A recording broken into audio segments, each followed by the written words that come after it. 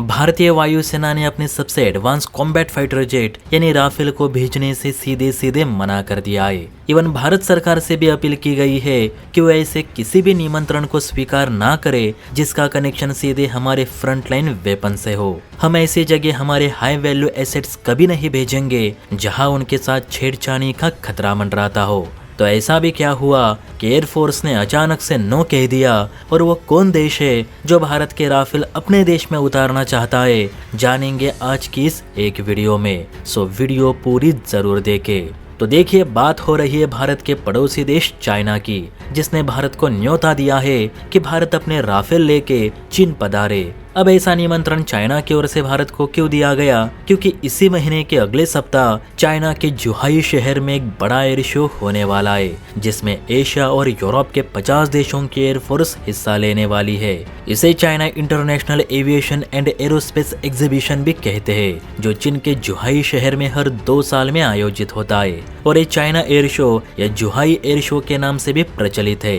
Plus इसे Asia का सबसे बड़ा एयर शो भी माना जाता है, क्योंकि इस एयर शो में बड़े बड़े देशों की वायुसेना हिस्सा लेती है। अब इसी प्रदर्शनी में भारतीय लड़ाकू जेट्स भी हिस्सा ले, ऐसी चीन की मंशा थी। यही कारण था कि भारत को इस एयर शो का निमंत्रण दिया गया, लेकिन एयरफोर्स ने इसे स्वीकार नहीं किया है, और ना ही वो अपने फाइटर जेट्स लेकर चाइना जाना चाहती है। अब ऐसा क्यों? तो इस पर वायुसेना प्रमुख का कहना है कि जहां तक वो चीन को जानते हैं, तो चाइना बेवजह किसी चीज को हाथ नहीं लगाता। भले जंग के मैदान में चीनी सेना किसी काम की नहीं, लेकिन वही शतरंजी चालों में चीन जैसा शातिर भी कोई नहीं। अगर हमने इस निमंत्रण के चलते हमारे राफेल चीन की धरती पर उतार दिए, तो समझ जाइएगा कि वो राफेल हमारे नहीं रहेंगे।